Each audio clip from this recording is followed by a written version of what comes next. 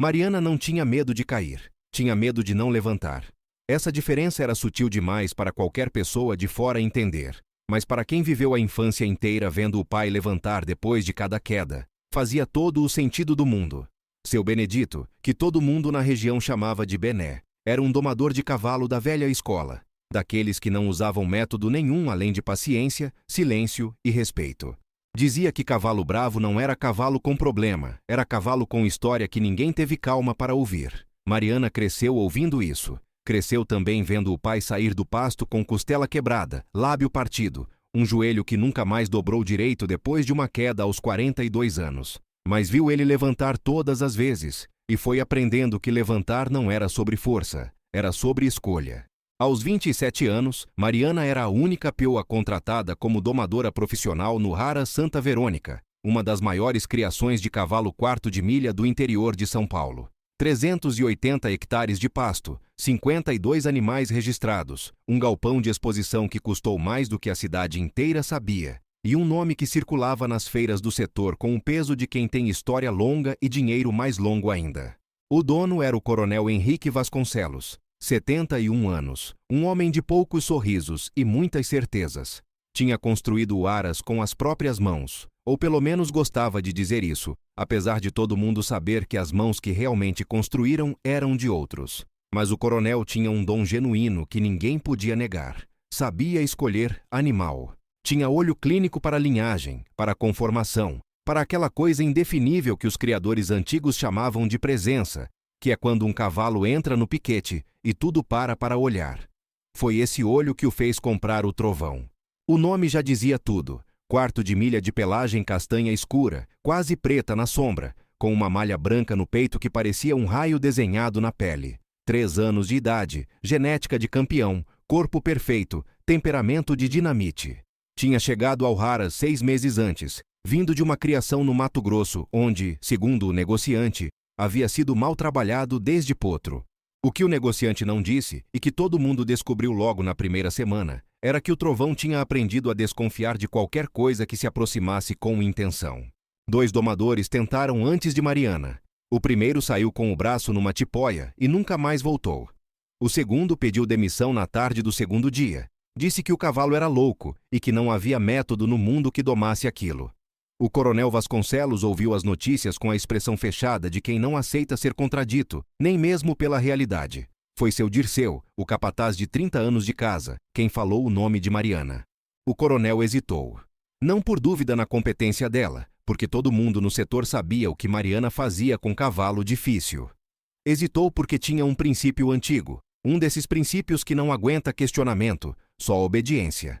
Ara sério não colocava mulher para domar potro de reprodução. Não por razão que ele soubesse explicar direito, mas porque nunca tinha sido assim, e pronto. Dirceu esperou o coronel terminar o café da manhã, esperou ele ajeitar o chapéu na cabeça e olhar para o pasto como fazia toda manhã, e aí disse com a voz de quem não está pedindo, está informando, o Trovão vai machucar alguém de verdade se a gente não resolver logo. Ou a gente chama a Mariana, ou a gente vende o animal com prejuízo. O coronel ficou em silêncio por um tempo que Dirceu aprendeu a respeitar ao longo de 3 décadas. Depois disse apenas, manda chamar. Mariana chegou na segunda-feira de manhã numa caminhonete emprestada, com uma mochila no ombro, uma corda de couro enrolada na mão e os cabelos presos num coque torto que ela não tinha paciência de arrumar direito. Dirceu foi buscá-la no portão. Quando chegaram no curral, o Trovão estava no fundo do piquete, sozinho, a cabeça erguida na direção de qualquer barulho que vinha de fora, as narinas abertas, os olhos com aquela mistura de alerta e raiva que Mariana reconheceu na hora.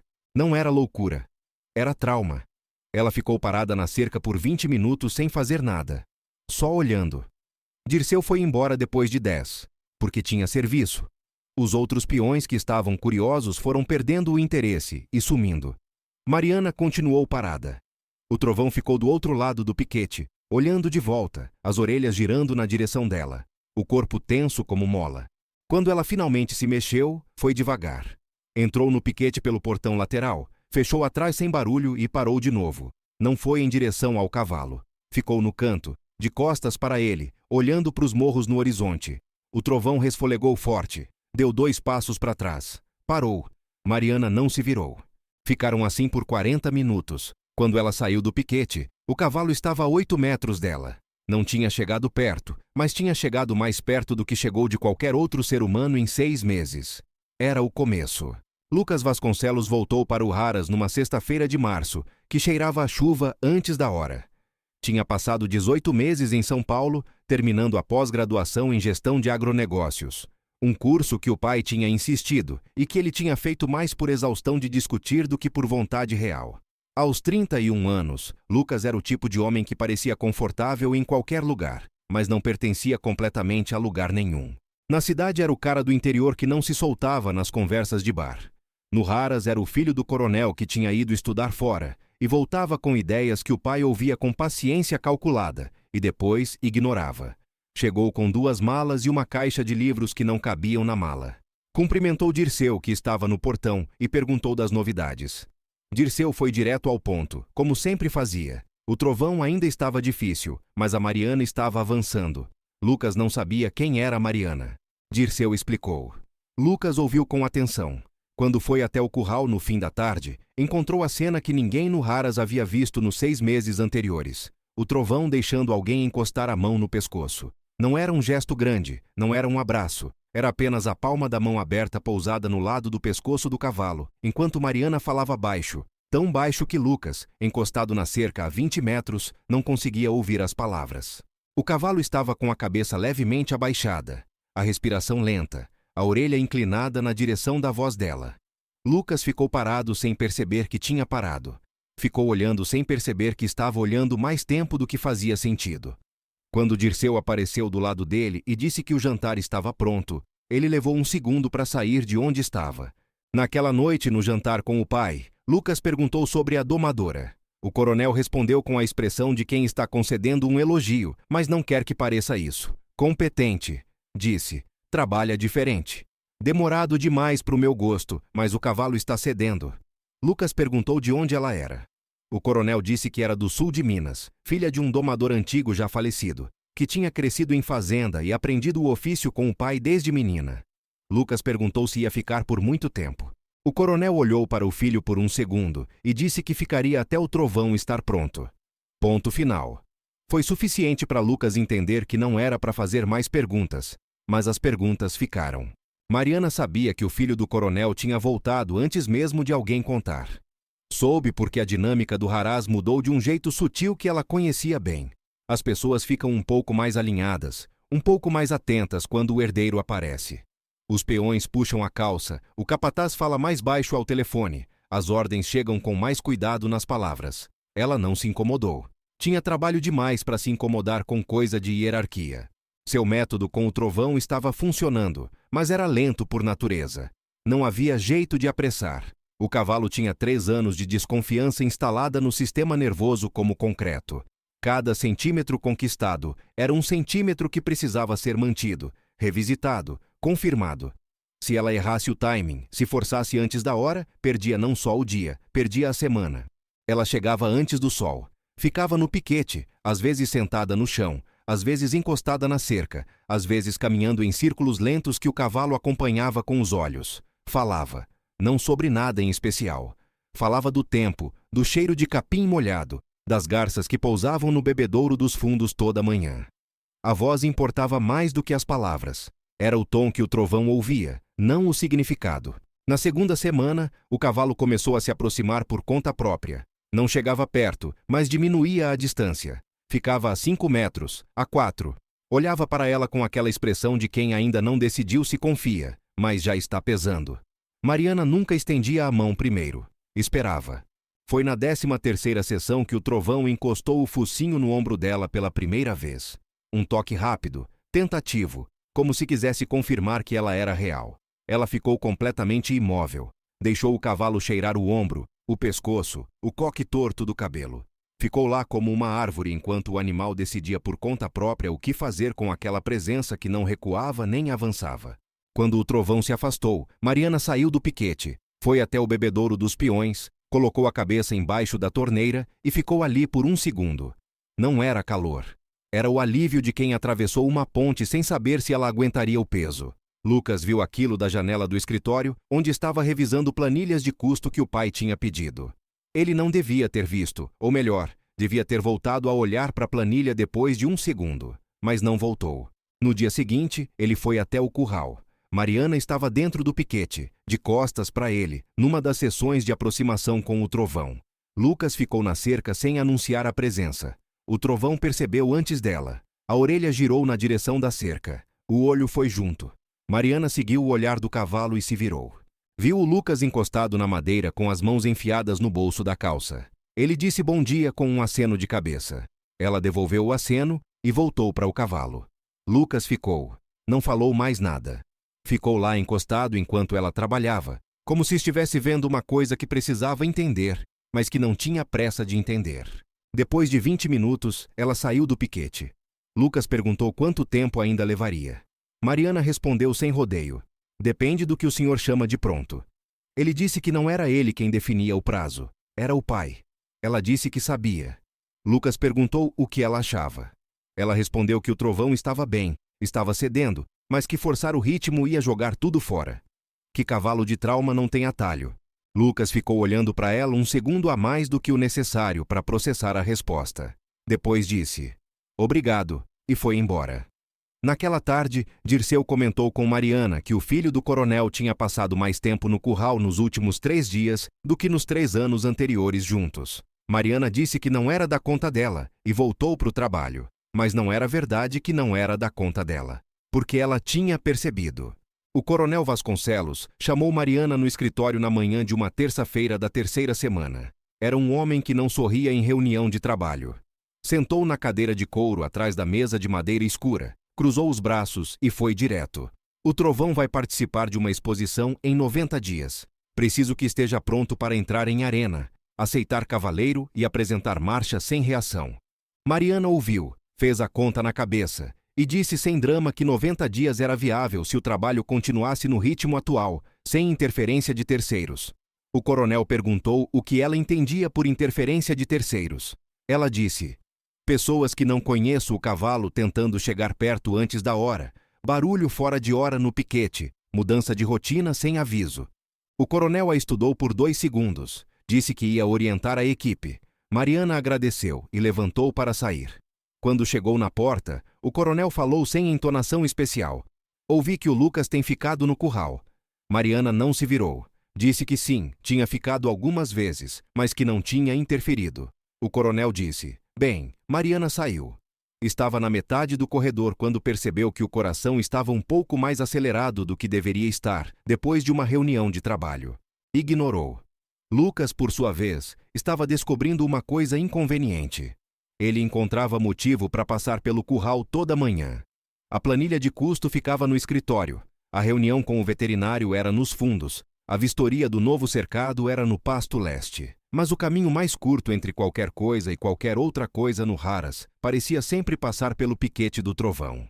Ele sabia que não era coincidência. Também sabia que estava se comportando como alguém que prefere não admitir o que está fazendo, e essa consciência o incomodava mais do que a situação em si. Numa quarta-feira de tarde, ele parou na cerca do piquete como de costume.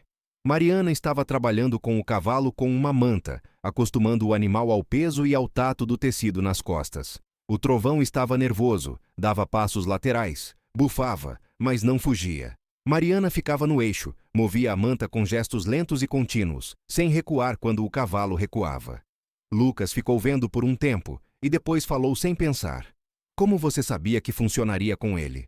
Mariana não parou o que estava fazendo, respondeu enquanto trabalhava. Não sabia. Aprendi que com cavalo bravo, a pergunta certa não é se vai funcionar. É o que o animal precisa para decidir por conta própria que pode tentar. Lucas ficou quieto processando aquilo. Depois perguntou, e se ele nunca decidir? E Mariana tirou a manta devagar, deu um passo para trás, deixou o cavalo respirar. Aí você entendeu errado o que é domar. Domar não é quebrar a vontade do animal. É convencer ele de que trabalhar com você é melhor do que trabalhar contra você. Lucas disse, meu pai tem uma ideia diferente de domar. Mariana olhou para ele pela primeira vez naquela conversa. Tem, eu sei. E voltou para o cavalo. Aquela frase curta, aquele eu sei dito sem ironia mas com um peso específico, ficou na cabeça de Lucas durante 2 dias. Porque havia nela uma compreensão da situação que ia além do óbvio. Havia o reconhecimento de que ela sabia exatamente onde estava. o que se esperava dela, e o que podia e não podia dizer. Ele começou a prestar mais atenção. Viu que ela chegava antes de qualquer peão e saía depois de todos, que almoçava sozinha, encostada na cerca dos fundos com uma marmita que trazia de casa, olhando para o pasto com a expressão de alguém que não está descansando, está processando, que quando os outros peões conversavam alto no alojamento à noite, a luz do quarto dela ficava acesa mais tarde do que a de qualquer outro. Um dia perguntou para Dirceu o que ela fazia até tarde. Dirceu disse que lia livros de comportamento animal, etologia, método de treinamento natural, que ela tinha uma pilha de livros suburbada numa caixinha embaixo da cama, que era o único item pessoal que trouxe além da mochila e da corda. Lucas ficou pensando nisso enquanto tomava café com o pai naquela manhã. O coronel falou de compra de um novo lote de fêmeas, de um contato em Goiás, do tempo que não estava colaborando com o pasto. Lucas ouvia, mas não estava completamente ali. O coronel percebeu. Perguntou no meio de uma frase sobre cerca elétrica. Você está acompanhando? Lucas disse que sim. O coronel colocou o copo de café na mesa com uma firmeza que não era raiva, era aviso. Esse Aras vai para suas mãos um dia. Precisa que você esteja com a cabeça aqui. Lucas olhou para o pai. Disse, estou aqui, pai. O coronel assentiu e voltou para as cercas elétricas.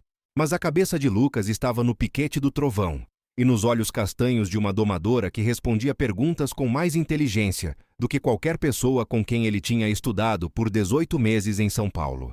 A virada aconteceu numa tarde de chuva forte que chegou sem avisar, como costuma chegar no interior paulista. Mariana estava no piquete com o trovão quando o céu fechou em 10 minutos.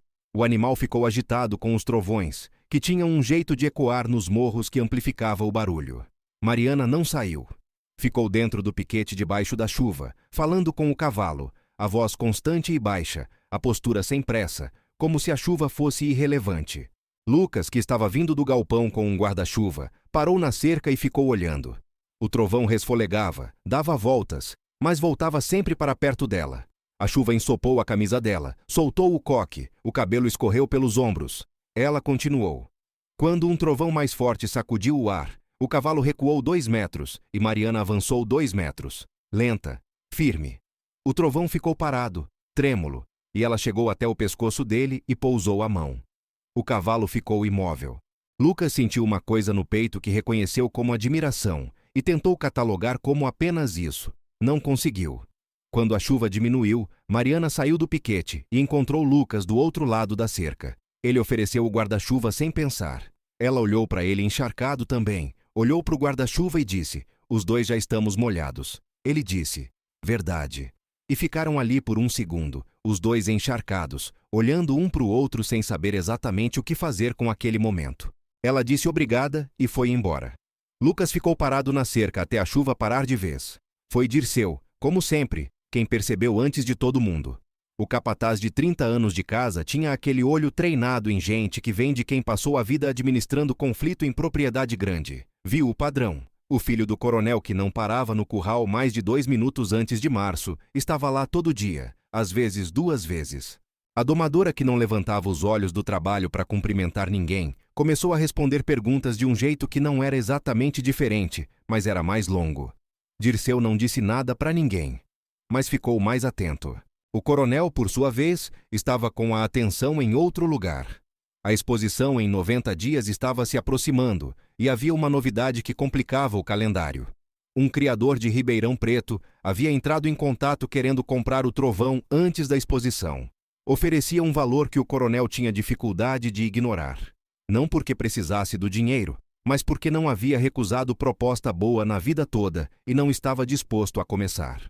Ele chamou Lucas no escritório e explicou a situação. Lucas ouviu tudo e perguntou, e a domadora?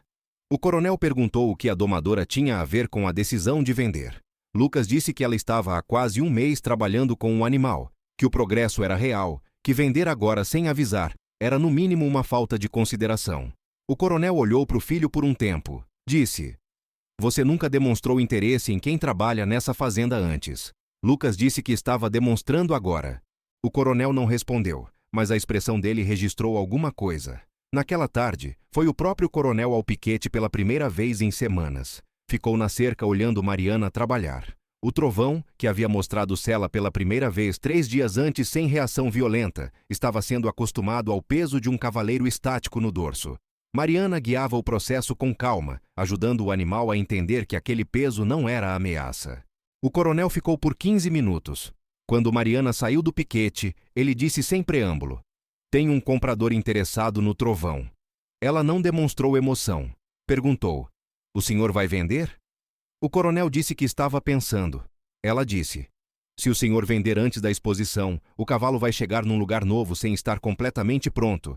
Vai ser um retrocesso para ele." O coronel perguntou se ela estava sugerindo que ele não vendesse. Ela disse: "Estou informando o que acontece com o animal. A decisão é do senhor."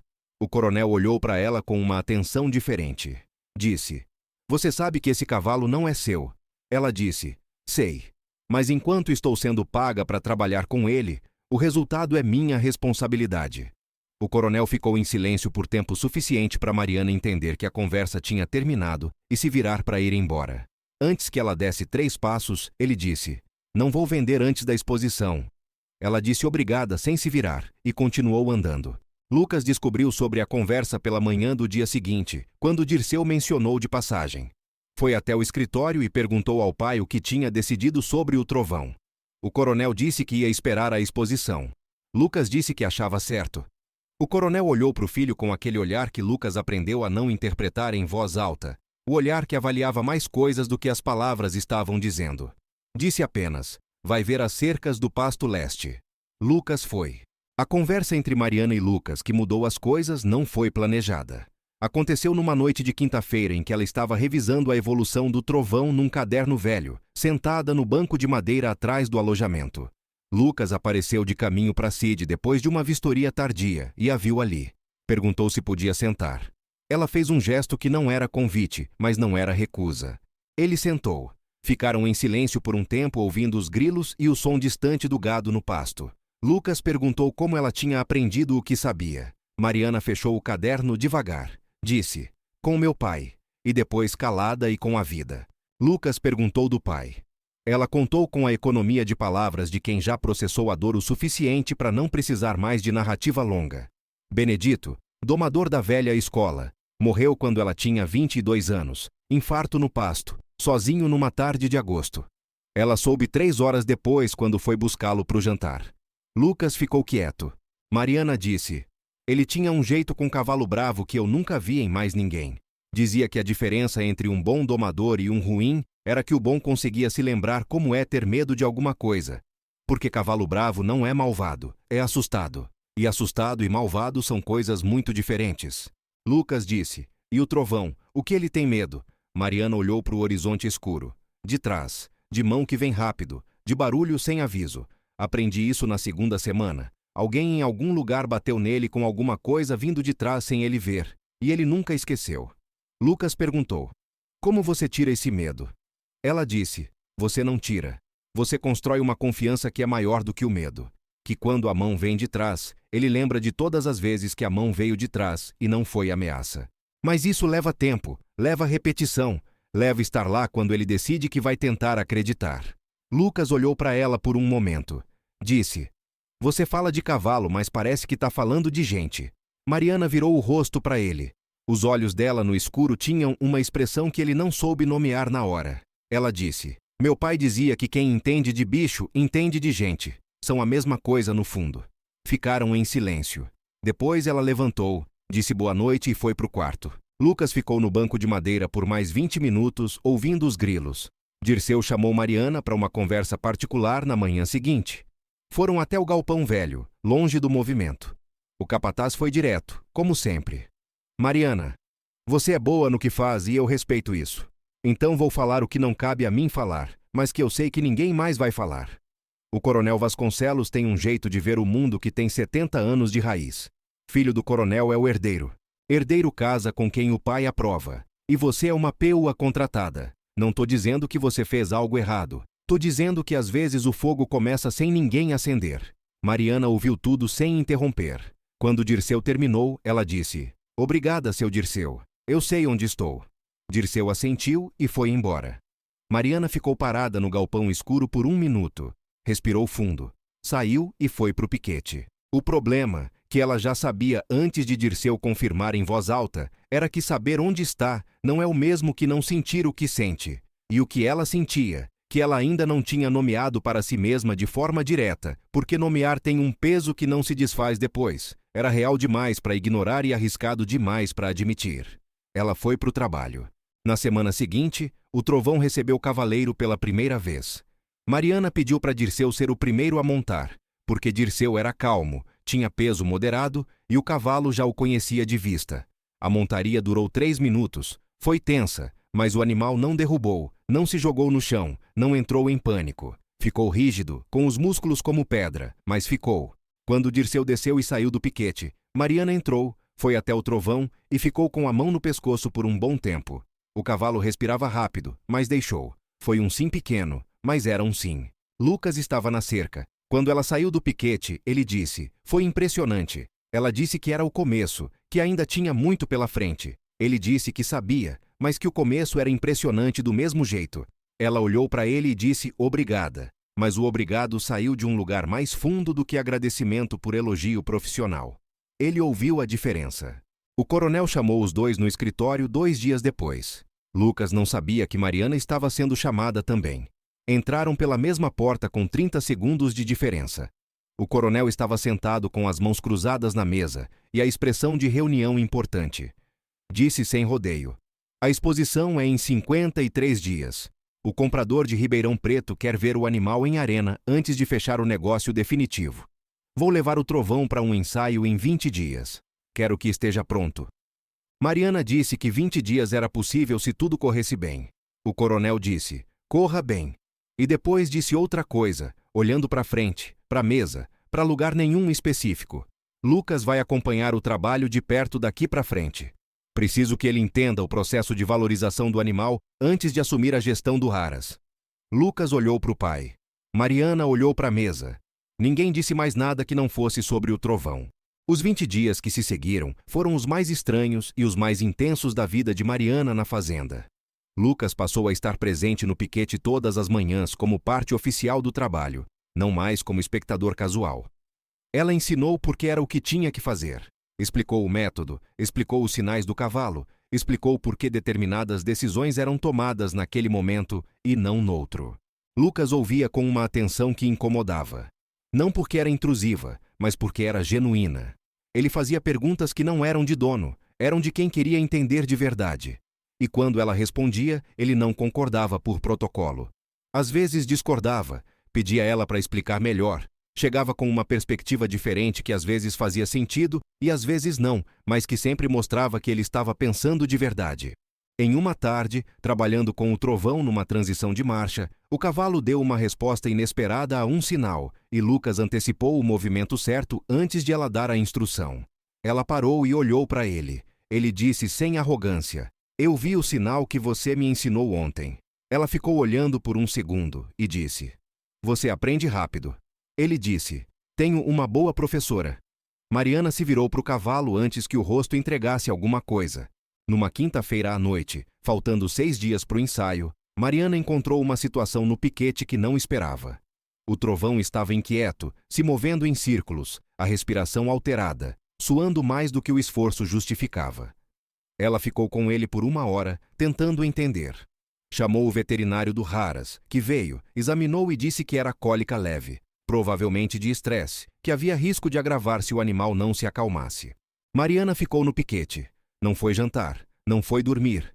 Lucas descobriu às 10 da noite quando passou pela janela do alojamento e viu a luz do piquete acesa. Foi até lá.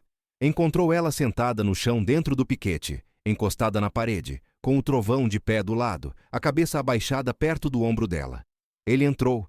Ela não disse que saísse. Ele sentou no chão do outro lado do piquete, a distância suficiente para não perturbar o cavalo, e ficou ali. Não falou. Ela não falou. Ficaram assim por 2 horas. O trovão foi se acalmando gradualmente, a respiração normalizando, a inquietação diminuindo. Por volta de meia-noite, o cavalo deitou, o que era um sinal de melhora, e Mariana fechou os olhos por um segundo com o alívio de quem estava segurando a tensão há horas. Lucas disse baixinho: "Você pode ir dormir. Eu fico." Ela abriu os olhos e olhou para ele no escuro. Disse: Não precisa. Ele disse: Eu sei. Mas vou ficar. Ela não disse mais nada. Ficou. Ele ficou. Quando o veterinário voltou às 2 da manhã para checar, encontrou os dois sentados no chão do piquete, com o trovão dormindo entre eles, encostado como um cachorro gigante no chão de terra batida. O veterinário fez a avaliação, confirmou que o pior tinha passado e foi embora sem comentar o que viu. Na manhã seguinte, Dirceu soube antes de qualquer um.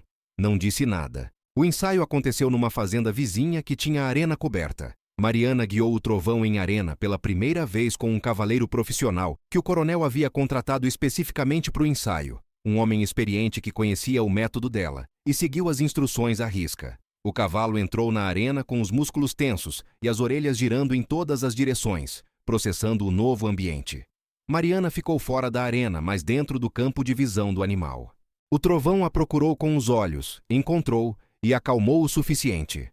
A apresentação foi longe de perfeita, mas foi suficiente.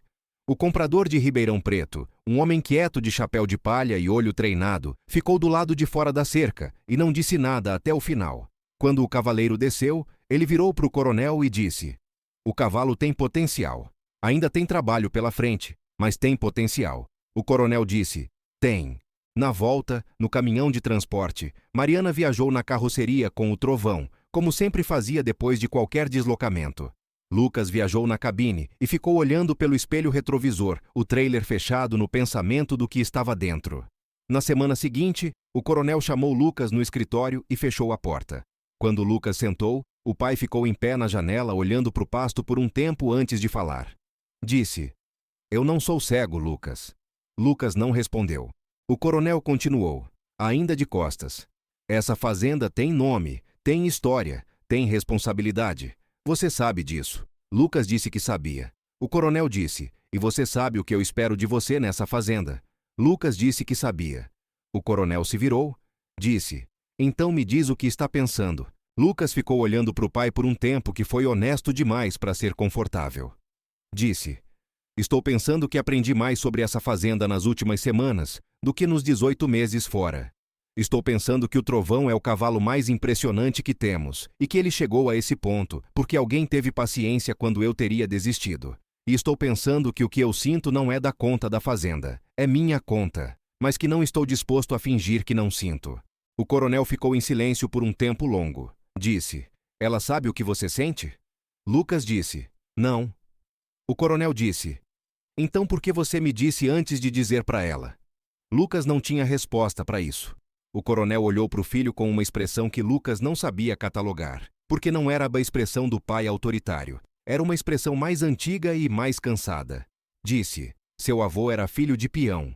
Essa fazenda começou com as mãos de quem não tinha nada. Eu esqueci disso no meio do caminho. Levei muito tempo esquecido. Lucas ficou parado. O coronel voltou para a janela. Disse: Vai falar com ela e depois vai trabalhar. Tem uma exposição para ganhar. Lucas saiu do escritório com as mãos frias e o coração mais acelerado do que qualquer conversa com o pai tinha feito antes. Encontrou Mariana no piquete do trovão, como sempre. Ficou na cerca por um tempo sem entrar. Ela percebeu que ele estava lá, mas não parou o que estava fazendo. Quando ela saiu do piquete, ele falou antes de perder a coragem. Disse: Preciso falar uma coisa. Ela parou. Olhou para ele com aquela expressão direta que ele aprendeu que era o jeito dela de dizer: pode falar. Ele disse: Eu sei onde você está e onde eu estou. Sei o que representa essa diferença para você e para o que todo mundo aqui espera. Não estou pedindo nada que você não queira dar. Mas não consigo continuar fingindo que o que eu sinto é outra coisa que não é. Mariana ficou olhando para ele por um tempo suficientemente longo para ele sentir cada segundo. Disse: Seu pai sabe? Ele disse: Sim. Ela disse: E? Ele disse: Ele foi quem me mandou vir falar com você. Mariana olhou para a cerca, para o trovão que estava do outro lado observando os dois com a cabeça levantada. Ficou em silêncio por um tempo que não era rejeição. Era o silêncio de quem está juntando o que sente com o que sabe e o que pode. A mesma conta que ela fazia com o cavalo, pesar o que havia para ganhar contra o medo do que havia para perder. Disse: Meu pai dizia que a diferença entre coragem e burrice é difícil de ver de dentro. Lucas disse: E de fora? Ela olhou de volta para ele. Disse: De fora às vezes parece mais claro. Não foi uma declaração. Foi um sinal. E Lucas, que tinha aprendido a ler os sinais do trovão, leu esse. Deu um passo à frente. Ela não recuou. O primeiro beijo entre eles foi encostado na cerca do piquete, com o trovão do outro lado bufando baixo, como se aprovasse com a reserva característica de quem tomou tempo demais para confiar em qualquer coisa. A exposição aconteceu 42 dias depois. O trovão entrou na arena do Haras com a pelagem reluzente, a malha branca no peito captando a luz do galpão, a marcha impecável debaixo de um cavaleiro que seguiu cada instrução que Mariana havia dado nas semanas anteriores. Ficou em pé no centro da arena com uma calma que havia custado meses de paciência, repetição e presença. O comprador de Ribeirão Preto estava na plateia. Fechou o negócio naquela tarde por um valor que o coronel não revelou, mas que Dirceu estimou com precisão de quem conhece o setor há 30 anos. Mariana estava fora do galpão quando o negócio foi fechado. Estava no piquete do trovão, que voltaria para lá depois da exposição. Quando o cavalo retornou e entrou no espaço que conhecia, ele foi direto para ela. Encostou o focinho no ombro como fazia desde que aprendeu que aquele ombro era seguro. Ela ficou com a mão no pescoço dele por um bom tempo. Lucas foi até ela quando a movimentação da exposição tinha diminuído. Ficou do lado de fora da cerca, como nas primeiras semanas. Ela disse sem se virar. Ele vai embora. Lucas disse. Vai. Ela disse. Vai ser difícil para ele no começo. Lugar novo. Gente nova. Lucas disse. Mas ele já sabe que é possível confiar. Ela ficou quieta por um segundo. Depois disse. Já sabe.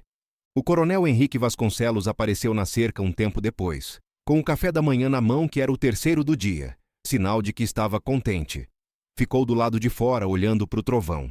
Depois olhou para a filha que a fazenda não criou, mas que a fazenda reconhecia como sua. Disse para Mariana, sem olhar para Lucas. Você tem contrato aqui enquanto quiser. Tenho mais 6 animais que precisam de trabalho sério. Mariana disse. Obrigada, coronel. Ele disse. Chama de seu Henrique. E foi embora. Dirceu, que tinha ouvido tudo encostado num mourão a 10 metros, virou de costas antes que alguém visse o sorriso que ele não conseguiu segurar. O que essa história de uma fazenda no interior de São Paulo prova, sem precisar dizer em voz alta, é que a confiança não se exige, não se compra, não se herda. Ela nasce devagar, do lado de dentro, quando alguém tem paciência suficiente para estar presente sem pedir retorno. Seja num cavalo de trauma que aprendeu a baixar a cabeça para uma voz calma, seja num homem que aprendeu a enxergar além do que o pai ensinou, seja numa mulher que carregou o jeito do pai de ver o mundo e aplicou em tudo, até nas coisas que ela mesma tinha medo de nomear. O trovão foi embora para Ribeirão Preto numa manhã de céu limpo. Mariana ficou na entrada do Haras até o trailer sumir na curva da estrada. Lucas ficou do lado dela. Não disseram nada. Não precisaram.